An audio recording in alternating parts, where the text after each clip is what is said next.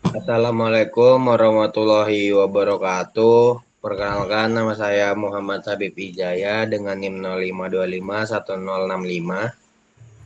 Perkenalkan, nama saya Niken Patala dengan NIM 05251029. Perkenalkan, saya Muhammad Iksan, NIM 21251043. Pada kali ini kita akan mempresentasikan hasil laporan dan PPT kami untuk praktikum modul 3 dengan judul uji hipotesis. Next.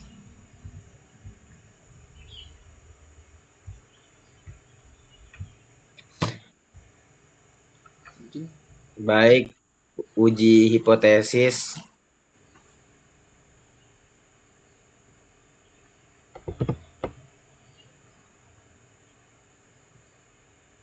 Next. Uji hipotesis berasal dari bahasa Yunani, terdiri dari kata hipo yang berarti dasar dan tesis yang berarti pernyataan. Jadi, hipotesis dapat diartikan sebagai pernyataan yang dijadikan landasan atau dugaan sementara terhadap suatu masalah yang nantinya akan dibuktikan kebenarannya. Dalam statistik, uji hipotesis merupakan suatu metode untuk menentukan apakah dugaan mengenai parameter populasi dapat diterima atau harus ditolak berdasarkan hasil pengolahan data. Next. Untuk uji hipotesis ada dua pernyataan. Untuk H0 yang berarti pernyataan dasar yang digunakan sebagai acuan awal dalam pengujian, di mana pernyataan tersebut diasumsikan benar. Sampel terdapat bukti yang cukup untuk menolaknya.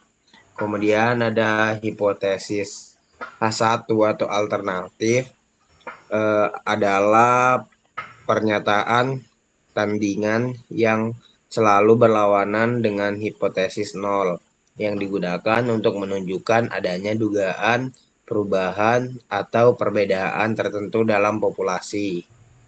Next.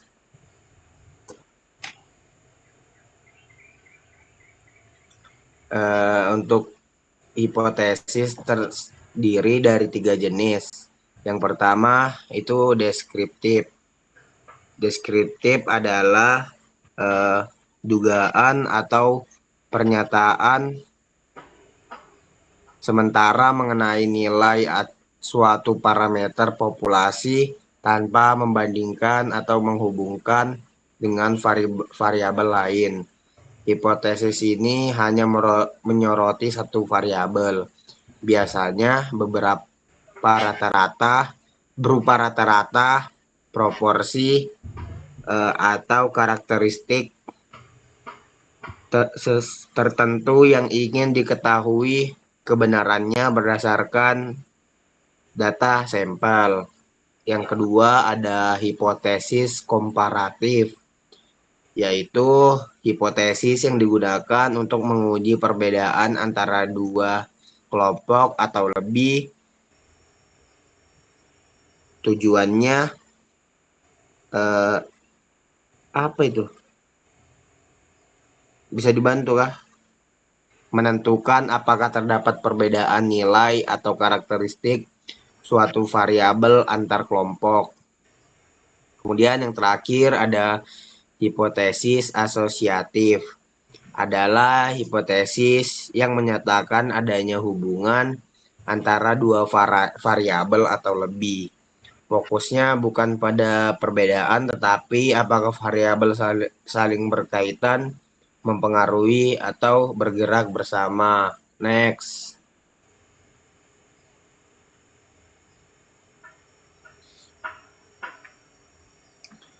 Kemudian ada tipe-tipe uji hipotesis atau tipe-tipe kesalahan. Yang pertama itu kekeliruan dalam pengujian hipotesis ketika peneliti menyimpulkan bahwa hipotesis nol atau H0 tidak benar, padahal sebenarnya H0 masih valid.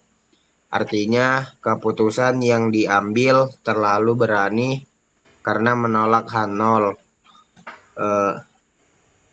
Bisa dibantu? Tidak kelihatan. Saat tidak seharusnya ditolak, peluang terjadinya kesalahan ini disebut alfa, yaitu tingkat keyakinan atau batas kesalahan yang telah ditetapkan sebelum uji dilakukan. Kemudian kesalahan tipe 2, kesalahan ketika penelitian tidak menolak hipotesis nol, padahal hipotesis alternatif sebenarnya benar. Dengan kata lain, pengujian gagal mendeteksi adanya perbedaan atau hubungan yang nyata. Peluang munculnya kesalahan ini disebut beta, yaitu probabilitas menerima H0 ketika seharusnya ditolak. Next. Kemudian ada bentuk pengujian hipotesis. Yang pertama ada hipotesis direksional. Hipotesis direksional adalah hipotesis yang menyatakan adanya hubungan atau perbedaan sekaligus menunjukkan arah pengaruhnya. Dengan kata lain, hipotesis ini secara eksplisit memprediksi arah efek apakah meningkat, menurun, lebih tinggi, lebih rendah, lebih baik, atau lebih buruk. Kemudian ada hipotesis non-direksional, yang artinya hipotesis yang menyatakan adanya hubungan atau perbedaan tetapi tidak menyebutkan arah pengaruhnya. Hipotesis hanya menunjukkan bahwa variabel-variabel tersebut berhubungan atau berbeda, tanpa memprediksi apakah lebih tinggi atau rendah atau meningkat atau menurun. Next. Selanjutnya akan dipaparkan oleh Niken Patalah. Selanjutnya kita masuk ke langkah-langkah uji hipotesis. Yang pertama itu kita merumuskan hipotesis 0 atau H0 dan hipotesis alternatif atau H1-nya. Terus yang kedua kita menentukan taraf signifikasi.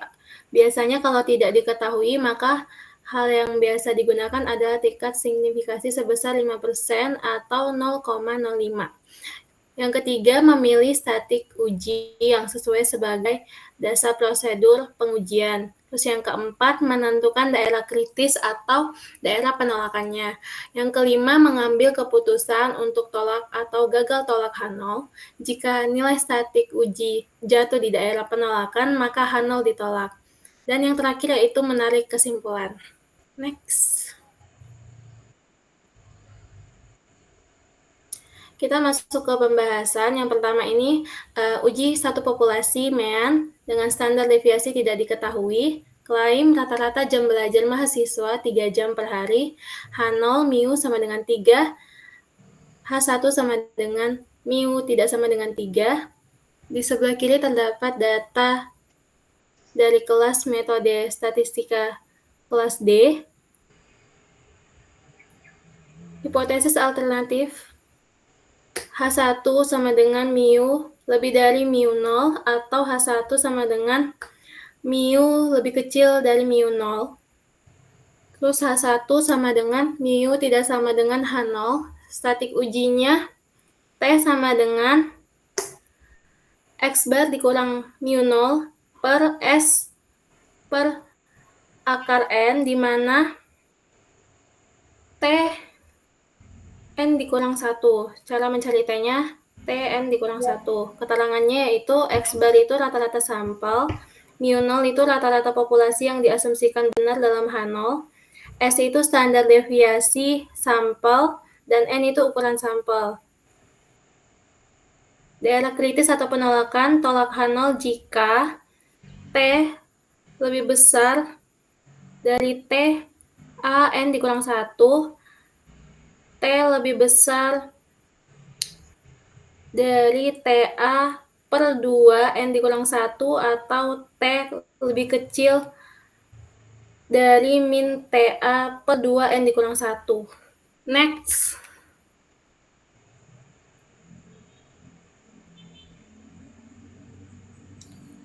Jadi dari hasil data tadi, dari pembahasan tadi kami mendapatkan hasil data X bar sama dengan 4,39736,842, mu nolnya 3, S-nya 2,66, N-nya 38, T-nya 0,084, P-value-nya 0,53, dan T 0,05-nya min 1,68. Keputusannya, kita membandingkan P-value atau 0,5336 dengan taraf signifikasi 0,05. Karena 0,5336 ini lebih besar dari 0,05, kita gagal menolak H0. Kesimpulannya dari pembahasan ini adalah pada taraf signifikasi 5%, tidak ada cukup bukti statistik untuk menyimpulkan bahwa rata-rata jam belajar mahasiswa berbeda secara signifikasi dari 3 jam per hari, meskipun rata-rata sampel 4,39 jam tampak lebih tinggi. Perbedaan ini dianggap disebabkan oleh fluktuasi acak dan tidak signifikan. Next. Terus yang kedua itu ada uji satu populasi proporsi klaim atau proporsi. Mahasiswa yang minum kopi setiap hari sama dengan 0,6 atau 60%. H0-nya P sama dengan 0,6.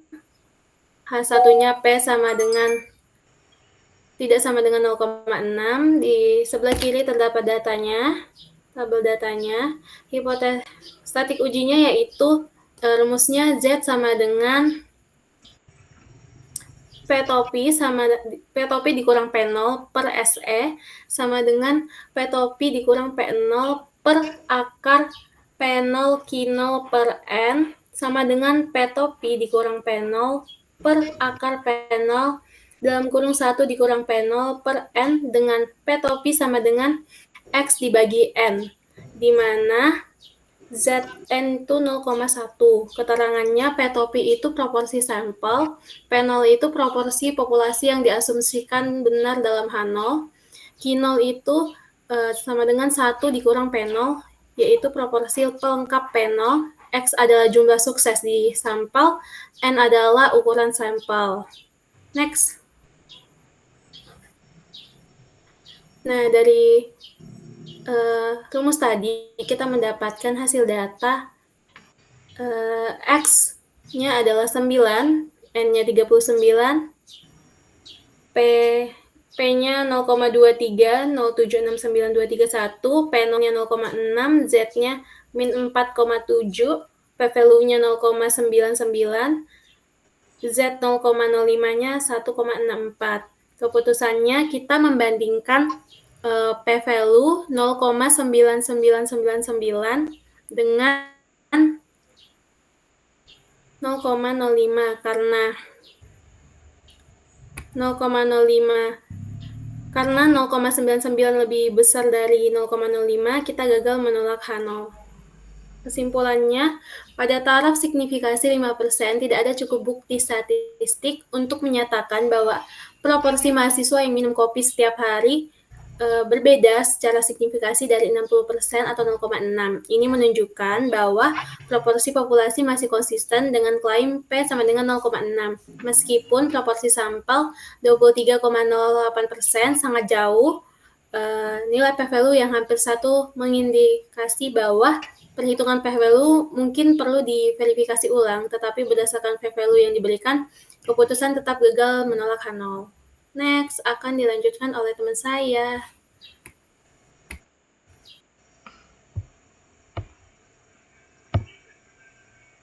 Baik, selanjutnya pada pembahasan C, uji satu populasi variansi. Di sini klaimnya variansi jam tidur atau apa ini, Cok? Yang O2 itu apa?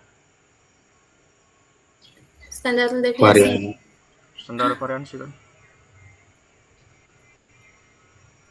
Oke, kita ulang. Baik, pada uji satu populasi variansi, di sini klaimnya variasi jam tidur itu 1,5 jam pangkat 2. Kemudian H0 itu sama dengan gimana Cok cara bacanya yang ini? Standar deviasi. standar deviasi pangkat 2 gitu kan. Standar deviasi aja. Oh, standar deviasi. Oke, sorry. Baik, uji 1 populasi variansi. Di sini klaimnya variasi jam tidur itu 1,5 jam. Kemudian H0-nya standar deviasi sama dengan 1,5. H1 standar deviasi tidak sama dengan 1,5. Statistik ujinya X pangkat 2 sama dengan N-1 S pangkat 2 per standar deviasi pangkat 2, di mana X pangkat 2 itu N-1. Standar deviasi itu variasi populasi yang diasumsikan benar dalam H0. Kemudian S pangkat 2 itu variasi sampel, dan N itu ukuran sampel. Next kah? Next enggak sih? Baik, sini kita dapatkan N itu sama dengan 39, S 1,166, kemudian sigma 0 itu 1,5, Chi square itu 22,974, kemudian P value itu 0,97, lalu Chi square 0,05, 53,38, 35062. Keputusannya kita membandingkan P value 0,999 dengan 0,05. Karena 0,999 lebih besar dari 0,05, kita gagal menolak H0. Keputusan itu kita membandingkan P value 0,9741 dengan alpha 0,05. Karena 0,9741 lebih besar dari 0,05, kita gagal menolak H1. Kesimpulannya, pada tarif signifikansi 5%, tidak ada cukup bukti statistik untuk menyimpulkan bahwa variansi jam tidur mahasiswa berbeda secara signifikan dari 1,5 jam pangkat 2. Tingkat penyebaran atau variansi jam tidur mahasiswa konsisten dengan nilai yang diklaim. Kemudian, uji 2 populasi min. Di sini klaimnya rata-rata jam belajar laki-laki tidak sama dengan perempuan.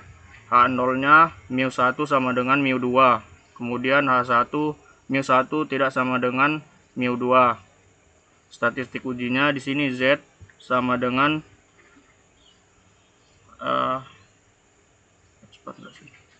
statistik ujinya Z sama dengan X bar min X pangkat.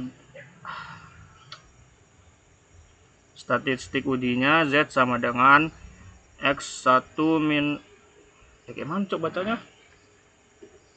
Coba bantuin.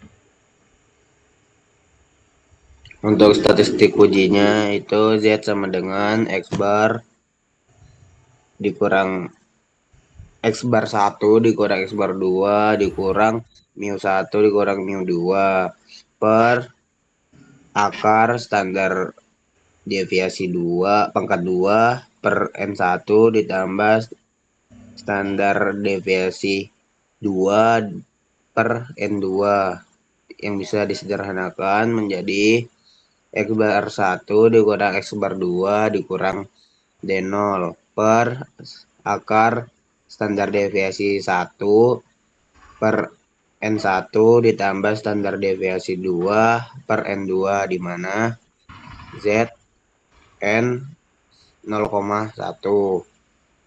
Keterangannya D0 yaitu perbedaan tertentu yang ingin diuji. Untuk X bar 1 dan X bar 2 yaitu rata-rata sampel 1 dan 2, μ1 μ2 adalah rata-rata populasi 1 dan 2 yang diasumsikan benar dalam H0.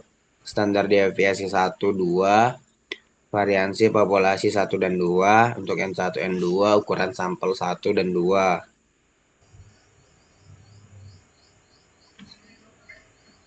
Next. Hasil data kita mendapatkan untuk variabel 1 meannya itu 3,3, variansinya 3,69, observationnya itu 12, hipotesis meannya 0, DF-nya 31, tabel T-nya min 1,8, P-nya sama dengan 0,039, untuk T kritikalnya itu 1,69, P2-nya itu 0,07, T2-nya itu 2,03. Untuk di variabel 2 kita mendapatkan mean 4,75, variansinya 8,21, dan observationnya itu 27. Berdasarkan kedua metode, keputusannya adalah gagal, menolak hipotesis nol atau H0.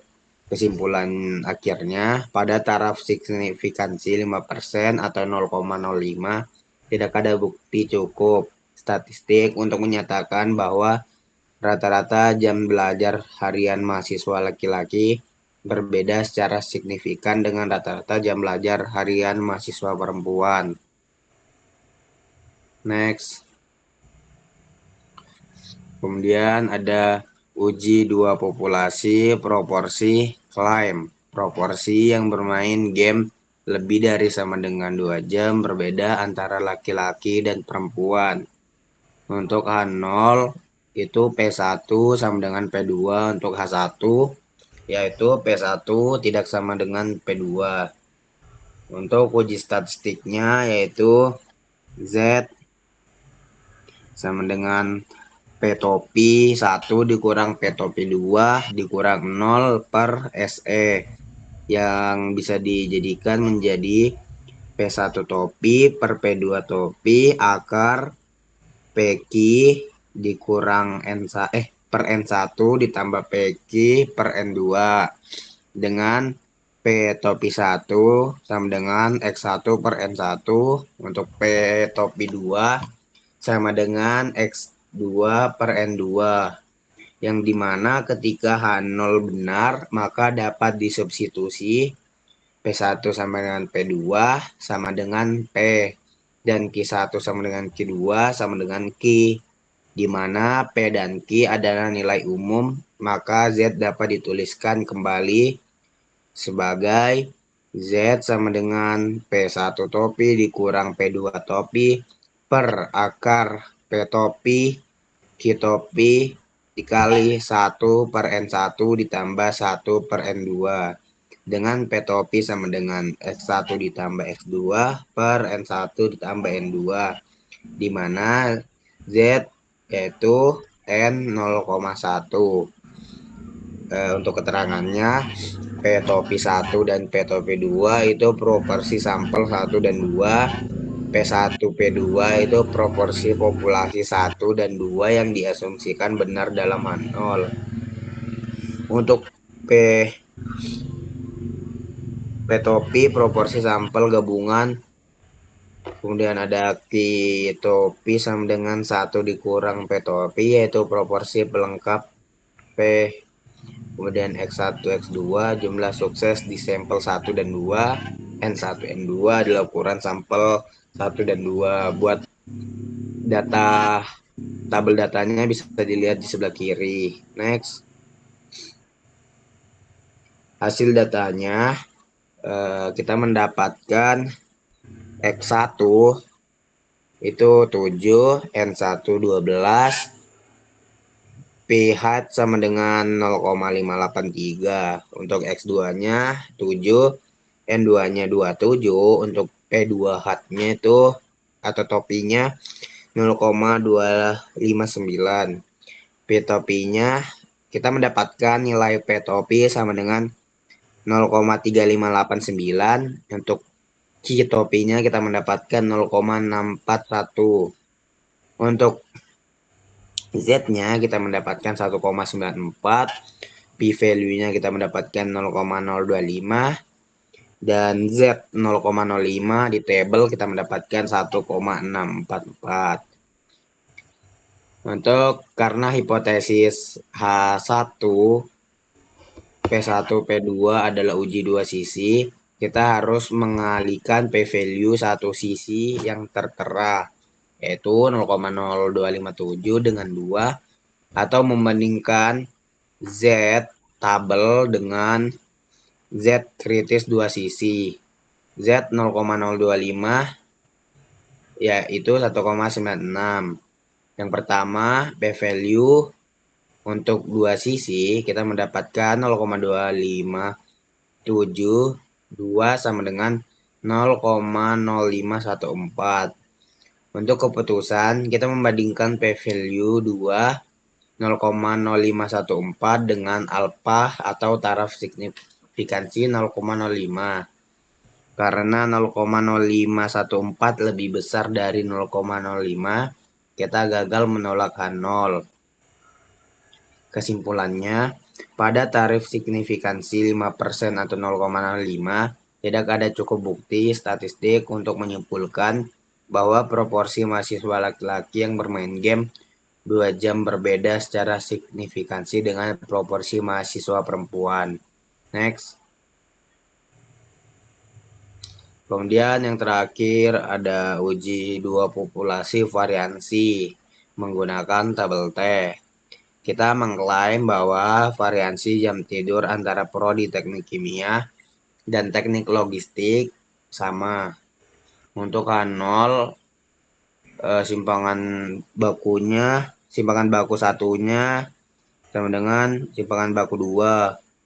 Simpangan untuk H1 yaitu simpangan baku 1 tidak sama dengan simpangan baku 2. Untuk statistik ujinya itu F sama dengan S1 pangkat 2 per S2 pangkat 2, di mana F yaitu F N1 min 1, N2 min 1.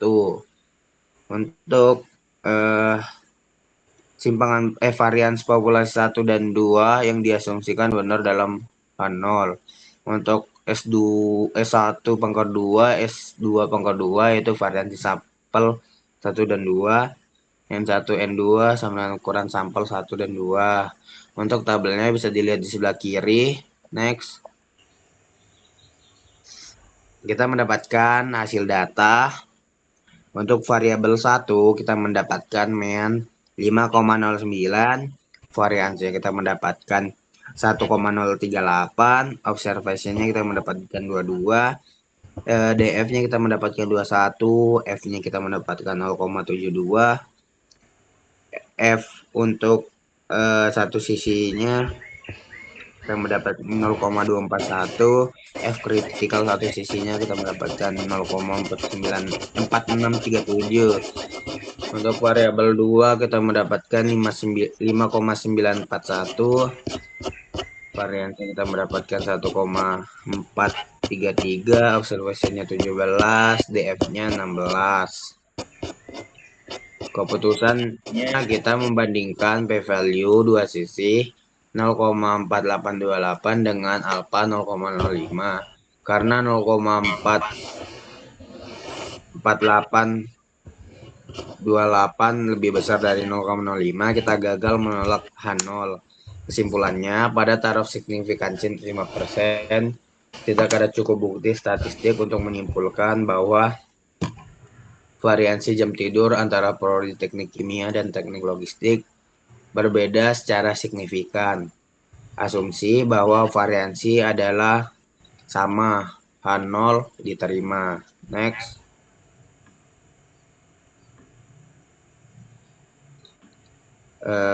Kesimpulannya,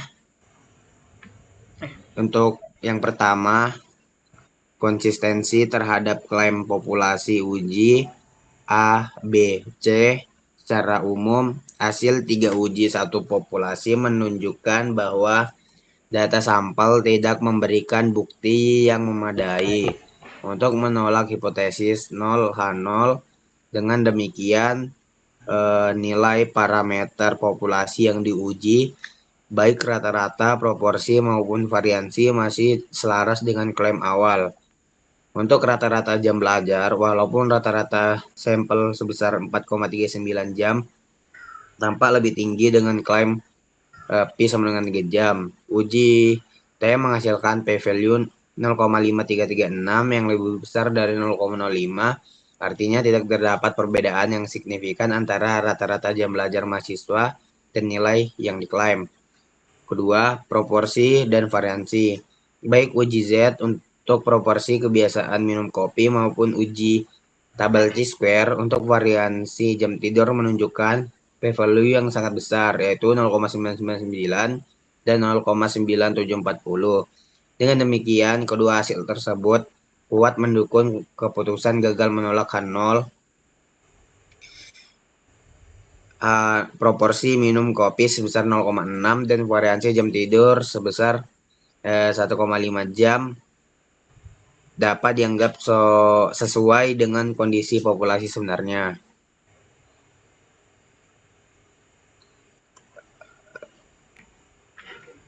Perbedaan variansi menggunakan tabel T, UGF menghasilkan p-value 0,428 sehingga variansi jam tidur dapat dianggap sama antara kedua program studi. Next.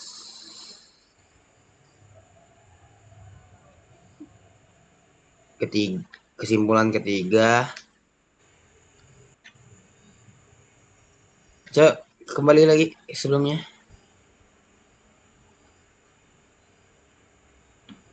Sebelumnya lagi.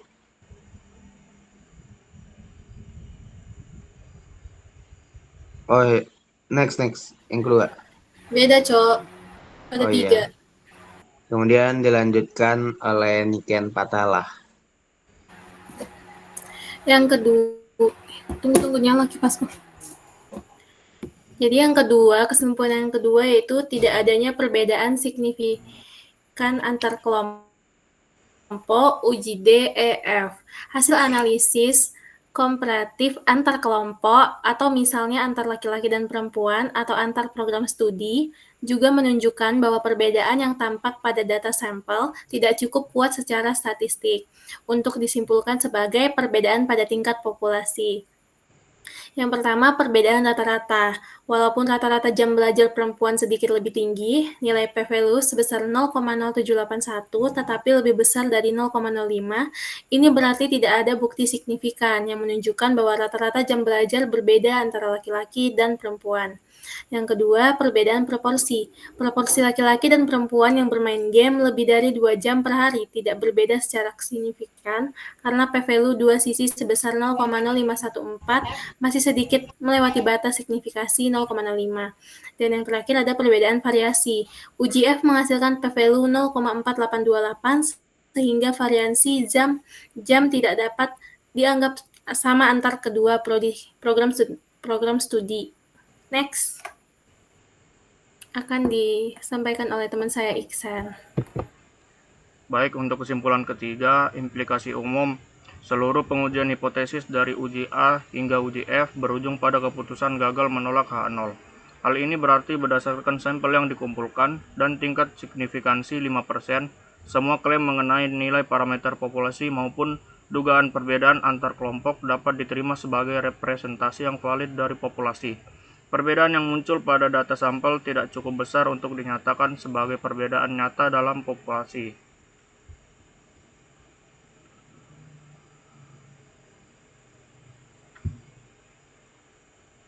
Baik, mungkin itu saja presentasi dari kami kelompok 1. Kurang lebihnya mohon dimaafkan. Assalamualaikum warahmatullahi wabarakatuh.